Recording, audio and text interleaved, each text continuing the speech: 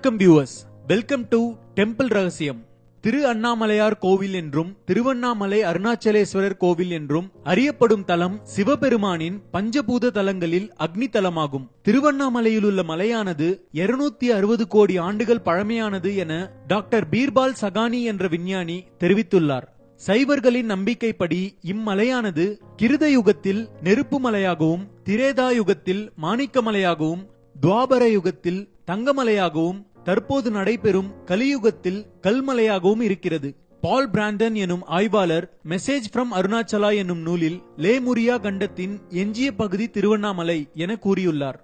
இதன் தலவரலாறு: படைக்கும் கடவுளாகிய பிரம்மாவும் காக்கும் கடவுளாகிய திருமாலும் இருவருமே பெரியவர்கள் என்று தமக்குள் சர்ச்சை ஏற்பட்டு சிவபெருமானிடம் சென்று தம்மில் யார் பெரியவர் என கேட்க, சிவபெருமான் தனது அடியை அல்லது முடியை உங்களில் யார் கண்டு வருகிறீர்களோ அவர்தான் பெரியவர் என கூற, திருமால் வராக அதாவது பன்றி அவதாரம் எடுத்து அடியை காண பூமியை குடைந்து சென்றார். அடியை காண இயலாமல் சோர்ந்து திரும்பினார்.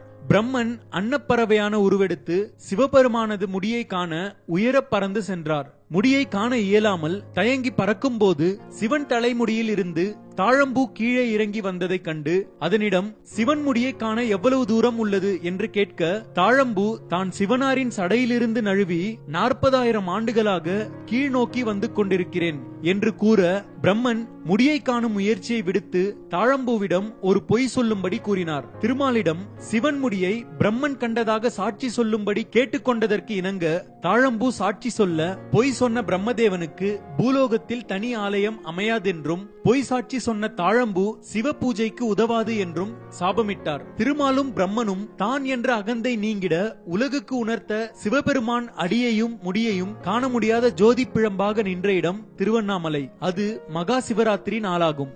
மலைவலம் எனப்படும் திருவண்ணாமலை கிரிவலம். திருவண்ணாமலையில் மலையே சிவபெருமானாக கருதப்படுகிறது. எனவே கோயிலில் இறைவனை வலம் வருவதைப் போல மலையை வலம் வரும் வழக்கம் இங்குள்ளது. மலையை சுற்றி வர இரு வழிகள் உள்ளன. மலையை ஒட்டிச் செல்லும் வழியில் பாறைகள், முட்கள் மிகுந்த கடின பாதையாக அமைந்துள்ளது. மலையை சுற்றியுள்ள பாதையை ஜடவர்ம விக்ரம பாண்டியனால் கிபி 1240 திருப்பணி செய்யப்பட்டது. பொதுவாக மக்கள் வலம் வரும் பாதையில் இந்திரலிங்கம், அக்னிலிங்கம், யமலிங்கம், நிருதிலிங்கம், வாயுலிங்கம், குபேரலிங்கம் மற்றும் ஈசான்யலிங்கம் என 8 லிங்கங்களும், ரமண மகரிஷி, சேஷாத்ரி சுவாமிகள், விசிறி சாமியார் போன்றோரின் சமாதிகள் அமைந்துள்ளன. எல்லா நாட்களிலும் மலையை மக்கள் வலம் வருகிறார்கள் என்றாலும் முழு நிலவு நாளில் வலம் வருதல் சிறப்பாக கருதப்படுகிறது. இம்மலையானது யுகங்களின் அழிவுகளிலும் அழியாமல் இருப்பதாக கருதப்படுகிறது. எனவே கிருதாயுகத்தில் அக்னிமலையாகவும், திரேதா யுகத்தில் மாணிக்க மலையாகவும், துவாபர யுகத்தில் பொன்மலையாகவும், கலியுகத்தில் கல்மலையாகவும் மாறியிருப்பதாக நம்பப்படுகிறது.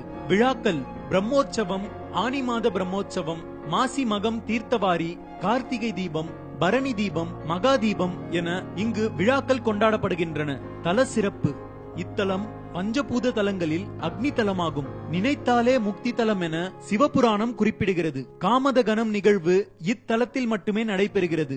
அருணகிரிநாதருக்கு இங்கு விழா எடுக்கப்படுகிறது. இந்த வீடியோ உங்களுக்கு பிடிச்சிருந்தா லைக் பண்ணுங்க, ஷேர் பண்ணுங்க, உங்களோட சஜஷன்ஸை கமெண்ட் பண்ணுங்க.